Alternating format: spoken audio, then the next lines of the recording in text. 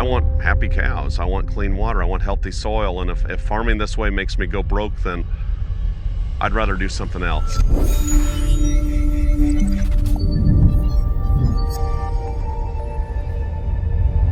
Hi, my name's Seth Watkins.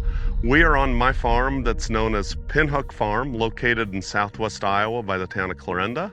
And I raise beef cattle, sheep, bees, and try to do my best to take care of the land and water on this farm that's been part of my family since the 1840s. Seth Watkins is celebrated as a Hydro20 Honoree for his leadership in regenerative farming and water sustainability at Pinhook Farm in Iowa. Seth saw conventional farming depleting Iowa's topsoil and polluting waterways with nutrient runoff. We've lost anywhere from 2/3 to 100% of the A horizon of topsoil. The Des Moines lobe, which is north of us, which is the greatest agricultural production region in the world, has about 50 years left before their A horizon, their A level of topsoil, is completely exhausted. We lose at least 1/3 of our nitrogen to leaching into groundwater and surface water, and that shouldn't happen. We lose another 1/3 to volatilization in our atmosphere, and we only keep 1/3 on our crops. At Pinhook Farm, Seth uses regenerative practices like rotational grazing, cover crops, prairie strips, ponds, and a conservation easement to protect soil and water. We started by building the terraces that you saw in the field to slow water down. We've added the buffer strips to filter the water before it hits the streams.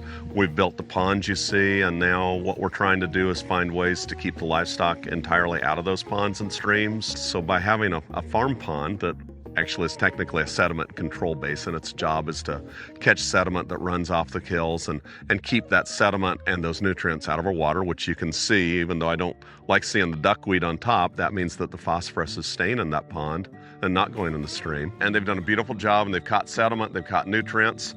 But now what we need to do is dredge them and spread those nutrients back on the farmland so the farm ponds can continue to do really high quality water reclamation and protect for erosion. There's so many benefits from it.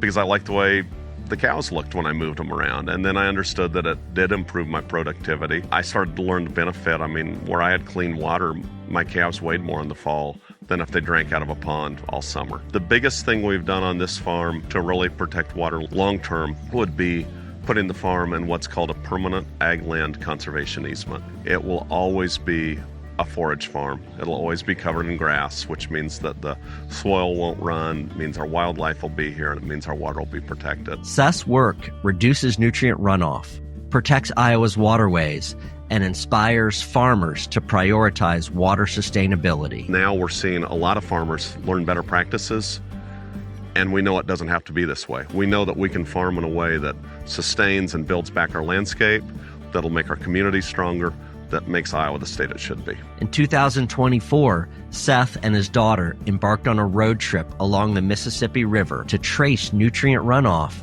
and engage communities on water sustainability. The water that fell on my farm, I wanted to see where it went, and I wanted to see where that nitrogen wound up and what happened. The most powerful thing I learned on that trip was the way we think and care about water has to start right where I live, at the very tributary, at the very headwaters of a watershed. Seth Watkins is honored as a member of the Hydro20.